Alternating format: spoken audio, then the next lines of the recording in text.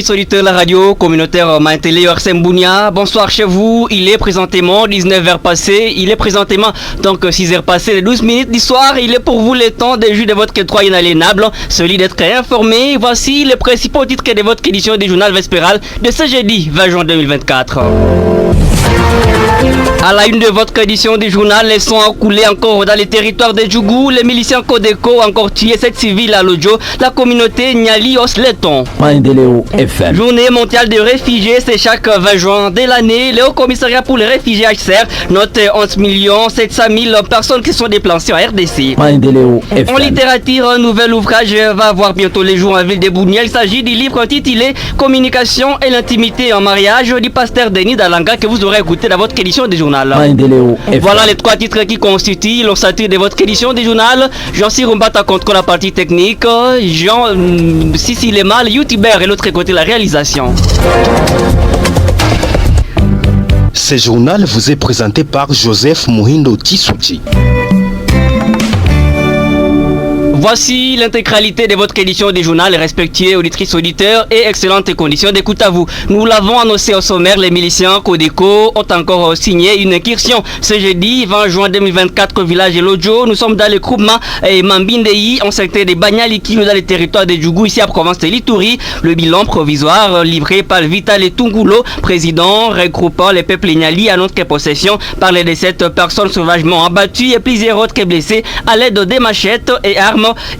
Les armes donc qui détenaient ces miliciens Codeco. Écoutons ici Vital Tungulo, président de la communauté Niali, au micro de votre radio. Nous avons enregistré une attaque des miliciens génocidaires de Codeco en provenance du village Andissa qui ont fait incursion dans le village Bianda se trouvant dans le groupement Mabilindé en secteur de Banyalikilo. Le bilan provisoire se présente comme il y a 7 personnes atrocement abattues, dont une femme et 3 blessés très graves. Et plus de 17 maisons incendiées. Nous avons une dizaine de personnes qui ont été emportées dans la forêt. Jusqu'à présent, on n'a pas encore assez de précision. Et messieurs les journalistes, il y a un pillage systématique de toutes les maisons de petits commerces. Et au moment où nous vous parlons, les personnes emportées nous n'avons aucune information les concernant. Comme recommandation, messieurs les journalistes, nous réitérons notre recommandation depuis toujours, même si nous sommes très mal compris, nous réitérons notre recommandation. Nous demandons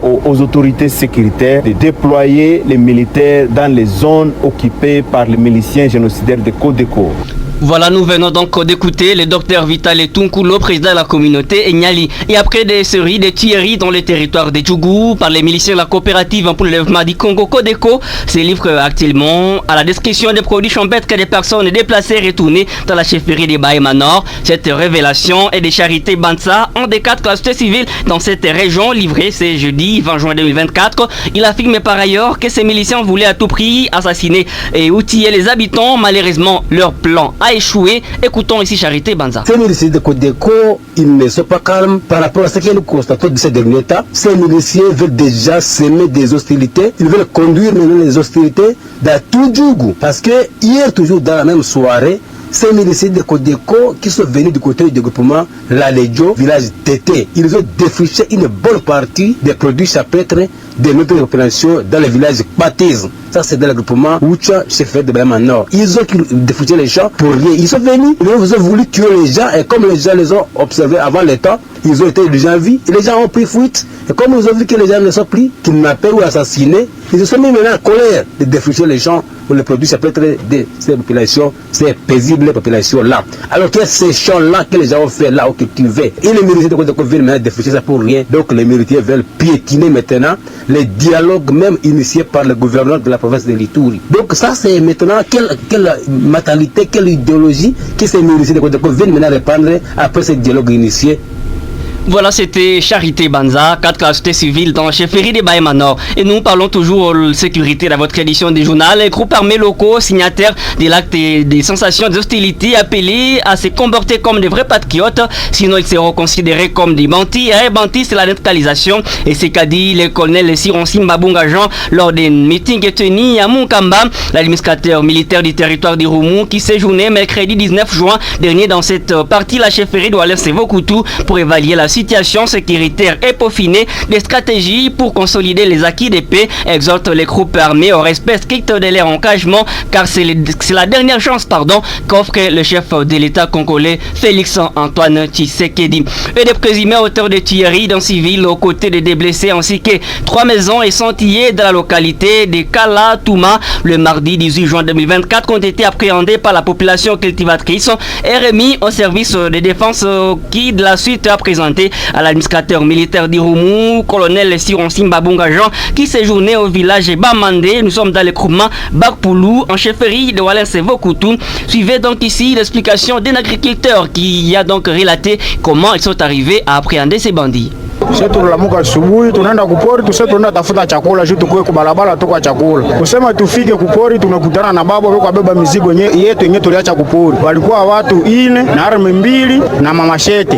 Wakakimbia, tukaanza fatana nabo. Njoo wananja itana wa arme watufate, watupike masasi. Njoo sasa tuliangalia wa arme wale hatutafatana nabo, ule tunamuyua tufatane kwa naye juu tunamuona. Wakati tunafika na turate na mashete. Unasema unakaribia karibu yake anakurate na mashete. Sasa alienda iko achoka, ndio tukamkamata tunamtia kamba. Kusema tumutie kamba tuse tunamuua sie. Tusha alerte mpori mzima wazee wa kufika, wase mkamuua. Itakuwa dossier mumwache, mumufunge, mumupeleke karibu wa soda. Ndio tulitoka kule tukamfikisha karibu wa soda kubandipete pale. Tusia hapana sema tupatie naye, tumulunguze. Jo ashafika mikono nyuma mmemona. Hatutaendelea kukuwa na teseka. Tunajua watu wewe kwa tutesa. Eske ko bade. Haiko defense na muyua depuis ne sasa niko hapa. Ile kuita niko hapa nina muyua depuis zamani. Tu hayo kusema tutasema watusaidia kuwafunga bila kunini. Iko kumbe anapatikana na kufa. Jo tuko na kufa unakimbia unaacha pori yako. Entasio iko sie tukimbie tuache mashamba zetu. Ndio yeye anaenda tafuta kupori. Nishamubana tituru wengine akakimbia. Voilà, c'était donc l'agriculteur qui a donc relaté comment ils sont arrivés à appréhender ces bandits. Et nous restons toujours ici à Province de l'Ituri. Les leaders communautaires de Nyakoundé, agglomération de la chefferie des Antisomars, s'impliquent corps et âme dans la prévention contre les violences sexuelles en temps de conflit. Ils ont été rencontrés par votre radio. C'était en marge de la journée internationale de lutte contre les violences sexuelles en temps de conflit. Ces leaders communautaires ont indiqué qu'ils organisent des séances de sensibilisation dans la communauté pour parler de cette thématique des violences sexuelles en temps de conflit. Shukuru Kakani, qui est donné agent psychosocial du centre de santé de Nyakoundé et leader communautaire, note que cette sensibilisation a déjà payé.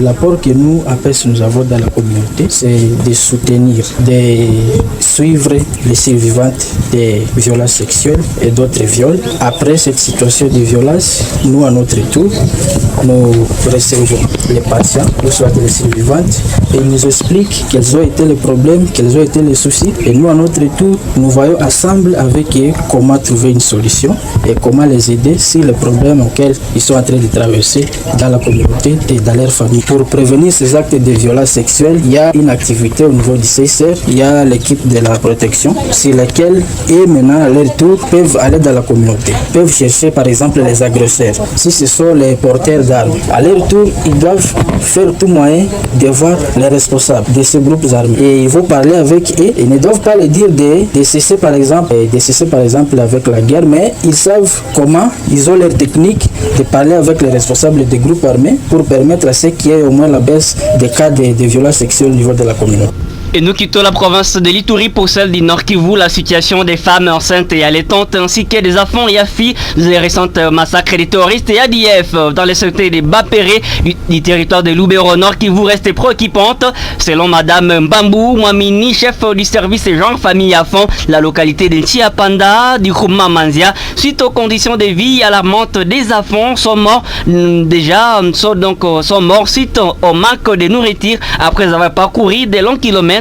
Écoutons ici Madame Mbambou Mwamini qui est donc chef du service genre famille à fond dans la localité de Nchiapanda. Les femmes sont en train de passer des journées inouïes sans manger, ce qui est vraiment une situation cruciale. Maintenant par rapport aux femmes enceintes, là n'en parlons plus. Il y a celles-là qui sont en train d'accoucher à brousse, il y a celles-là qui sont à risque où ils devaient accoucher peut-être par césarienne ou avec une dystocie, mais là vous allez trouver que la femme peut accoucher le long de la route et fuir les exactions de l'ennemi et ça aucune assistance médicale qui va l'assister. existé. Donc, nous sommes en train de vivre une situation vraiment cruciale. Nous sommes en train de voir des mamans qui sont en train de tenir plus de 4 enfants. On ne sait pas par combien de mains. Aux autorités qui ont la compétence de sécuriser les personnes et leurs biens, nous leur demandons de fournir la force pour que vraiment la paix revienne au sein de nos contrées respectives. Parce que cette situation est en train de rendre vraiment la vie tellement cruciale. Et nous avons même appris qu'il y aurait même des enfants qui sont en train de mourir parce qu'il y a fouillé les exactions. Il y a des enfants qui ont trouvé la mort avec leur maman qui n'ont pas trouvé à manger. Donc c'est vraiment une calamité que nous sommes en train de traverser au sein de l'axe Butembo-Mangroji. Et parlons de cette page mémoriale. Le Haut Commissariat des Nations Unies pour les réfugiés HCR a commémoré ce jeudi 20 juin 2024 qui est la journée mondiale des réfugiés pour souligner l'importance de la solidarité envers les personnes forcées de fuir les persécutions et les conflits. À province de l'Ituri, cette agence des Nations Unies a organisé une activité à Bunia où plusieurs autorités, les membres des agences des Nations Unies, les membres de la société civile, les déplacés et réfugiés y ont pris part. Au cours de cette cérémonie, Antiel Dikonke, la représentante du HCR en RDC, a affirmé que 11 700 000 personnes donc se sont déjà déplacées des forces dans les montes à raison des persécutions et violences et des violations des droits de l'homme. Écoutons ici Antiel Dikonke au micro de votre radio. En ce jour, le 20 juin 2024, où le monde entier célèbre la journée internationale des réfugiés sous le thème entre guillemets la solution avec les personnes déplacées des forces et les solutions qui peuvent leur être proposées. Nous tenons devant vous pour tenir ce discours au nom de l'ensemble des personnes déplacées sur toute l'étendue de la province de l'Ituri. Cette journée qui vise à rendre hommage aux personnes qui ont été forcées de fuir, met en lumière la persévérance et le courage des personnes qui ont été contraintes de fuir pour échapper au conflit ou à la persécution.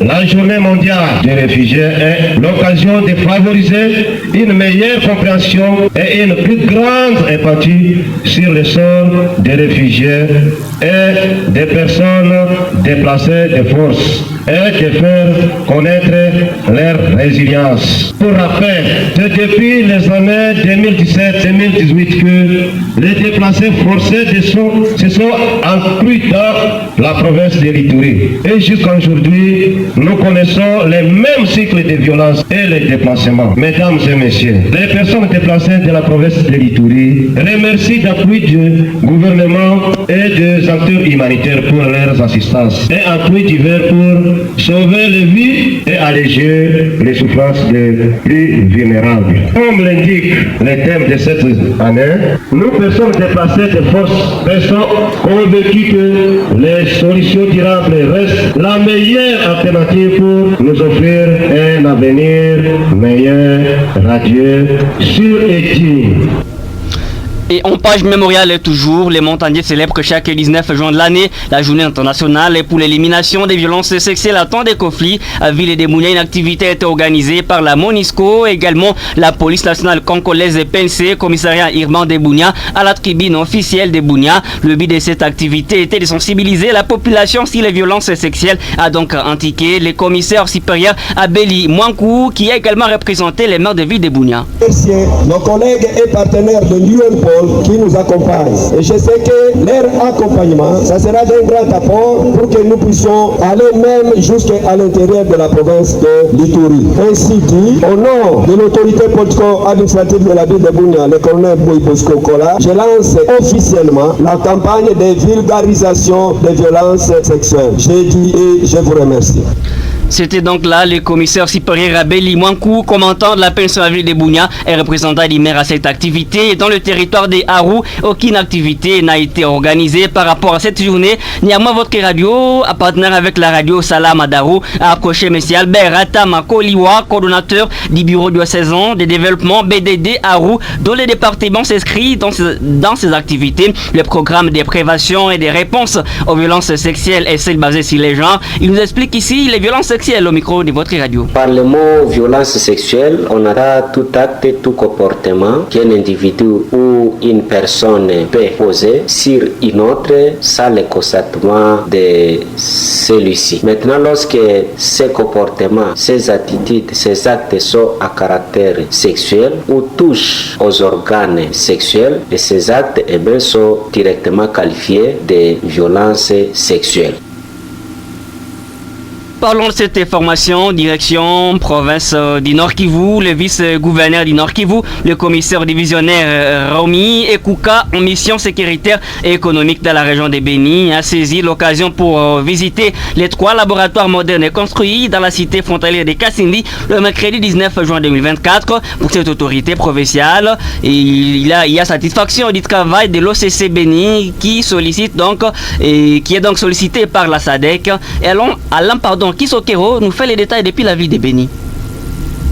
Grâce à ces matériels sophistiqués, les laboratoires modernes de l'OCC Kassindi sollicités par le pays de la SADC pour mener des différentes expertises, indique le vice-gouverneur du Nord Kivu, Romi Ekuka, après avoir visité les 3 laboratoires de l'OCC. Téné, les laboratoires modernes construits par l'Office congolais de contrôle OCC à Kassindi, frontière congolo-ougandaise, intéressent aussi le pays de la SADC. Le vice-gouverneur du Nord Kivu, commissaire divisionnaire, Romi Ekuka, a visité mercredi 19 juin 2024 le différent laboratoire OCC Kassindi, labo d'essai physico-chimique, ainsi que celui de contrôle des techniques automobiles en importation. Il a exprimé sa satisfaction par rapport au travail abattu par cet établissement public grâce à ces laboratoires modernes. Le numéro D de la province dit Nord Kivu dit être surpris agréablement d'apprendre que le pays de la sous-région sollicite aussi l'expertise des laboratoires modernes de l'OCC Kassindi. Par ailleurs, le chef de détachement de l'OCC Kassindi a remercié le vice-gouverneur du Nord Kivu pour cette visite. Joseph Kambale Walaka, au nom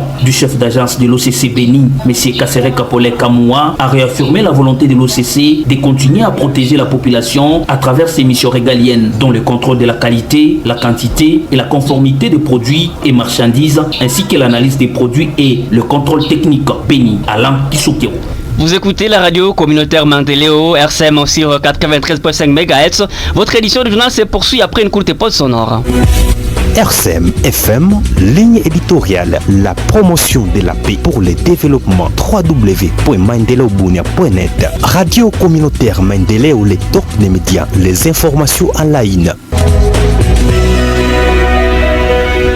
Et parlons politique dans votre édition du journal. Le député national Christian Irachan Adazine, correspondant, s'est adressé à la première ministre Judith Souminois, dont la copie est parvenue à cette CD le mercredi 19 juin 2024. Il rappelle le devoir du gouvernement, celui de protéger les populations victimes des massacres dans les territoires de Béni, et celui de Lubero dans la province du Nord Kivu. Kambale Zawadi a parcouru pour nous ces dossiers, dont voici son reportage de Pierre Ngeti. À la croire, le gouvernement affiche une attitude d'indifférence face au massacre à répétition dans la partie est de la République démocratique du Congo. De ce fait, Gracien Irachan interpelle la chef du gouvernement Judith Soumino sur ces atrocités qui causent plusieurs pertes à vies humaines. Les massacres à l'est de la République démocratique du Congo sont de plus en plus banalisés par notre gouvernement qui ne trouve plus une importance à communiquer les vraies informations retraçant les vérités des crimes commis sur le terrain. Pas plus, les dispositions ne sont pas prises en urgence pour prévenir d'autres faits drastiques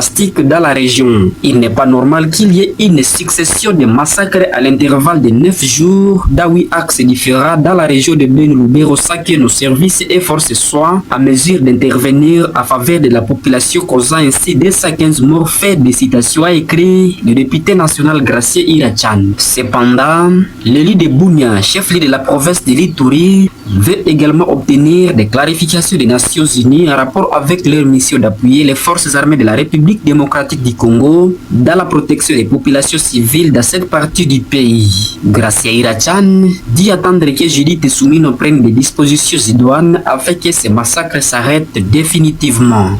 Et pour terminer la première partie de votre édition du journal, parlons culture. Nous l'avons également annoncé au sommaire. La communication et intimité en mariage, les titres des nouvel ouvrage qui va avoir les jours d'ici les 15 juin avec des Bounia, province de l'Ituri, sous la plume et l'encre du révérend pasteur Denis Dalanka, le responsable du ministère des chrétiens familles en ville de Bounia. Au cours d'une interview exclusive accordée à votre radio, il a précisé que son inspiration vient du grand nombre de divorces que subissent les foyers. C'est un livre qui aborde au maximum les problèmes des couples. Écoutons ici le révérend pasteur Denis Dalanka, interrogé par Baptizachi. Depuis un certain temps, la ville avait vécu de multiples situations de divorce que personne n'était capable de l'expliquer. Étant un scientifique et aussi un homme de Dieu, je fais des recherches, je suis entré à la profondeur. J'ai trouvé que la cause des divorces dans la ville, c'est pas que les femmes sont des adultères ou les hommes sont des adultères. La cause principale, et tout le monde me donnera raison, c'est la mauvaise communication dans les liens conjugaux.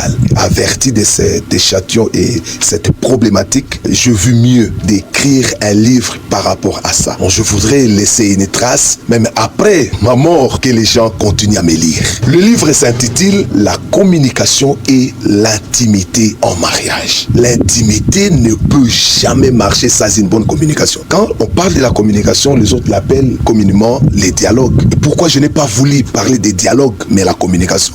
Je le dirai le 30 juin à l'hôtel de la province à partir de 14h. Le livre contient 72 pages où j'ai écrit seul avec l'aide du Saint-Esprit. Par expérience de mon travail, nul n'ignore à Bounia. S'il y a 4 vrais conseillers conjugaux, je fais partie. S'il y en a 2, je fais partie. S'il y a un seul conseiller conjugal dans la ville, c'est moi. C'est à vertu de ces décrets célestes qui m'a poussé que je l'écrive. Toutes ces expériences sont dans ces livres-là. Alors, les scientifiques auront le goût de me lire. Les spirituels auront aussi le goût de me lire, et même les gens de la rue. Parce que j'ai utilisé les termes qui emballent tout le monde et toute catégorie des gens. Voilà, c'était les révérends pasteur Denis Dalanka, et c'est avec cet élément sonore que nous bouclons la première partie de votre édition du journal. La deuxième, elle est consacrée au sport. Ça sera après une courte pause. RCM FM en direct, en ligne, la politique, la religion, l'économie, l'environnement, la société, l'éducation, la sécurité, la justice, les informations et les sports. RCM Sport.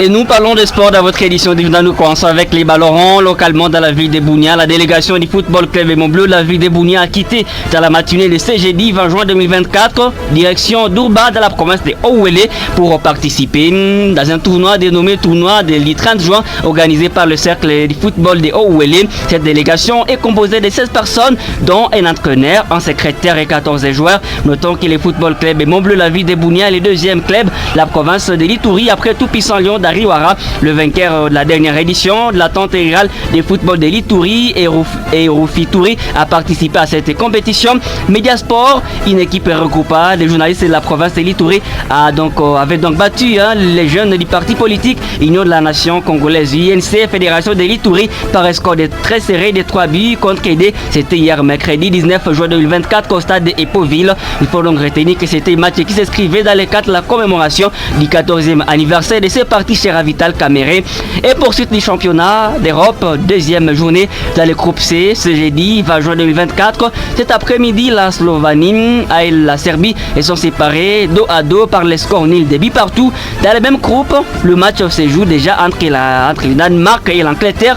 Et à 21h dans le groupe B, et très choc tant entendu par les amoureux du ballon rond, se joue entre l'Espagne et l'Italie.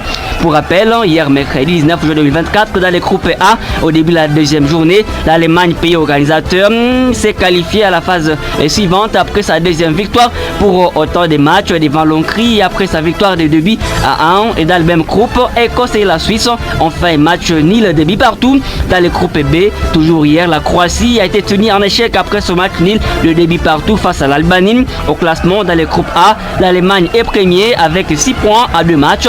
La Suisse deuxième avec 2 points. Troisième, Hongrie avec 1 point. Et beau dernier, donc 4 4e, l'Écosse avec un petit point après 2 sorties.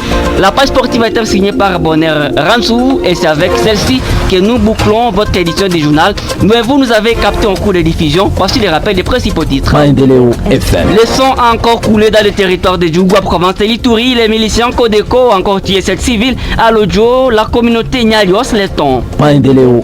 Journée mondiale des réfugiés, c'est chaque 20 juin de l'année à Provence et Lituri. Le commissariat pour les réfugiés a organisé une activité et note 11 700 000 personnes se sont déplacées sur la planète Terre. En littérature, un nouvel ouvrage va bientôt voir le jour en ville de Bounia. Il s'agit du livre intitulé La communication et l'intimité à mariage du pasteur Denis Dalanga que vous avez écouté dans votre édition du journal.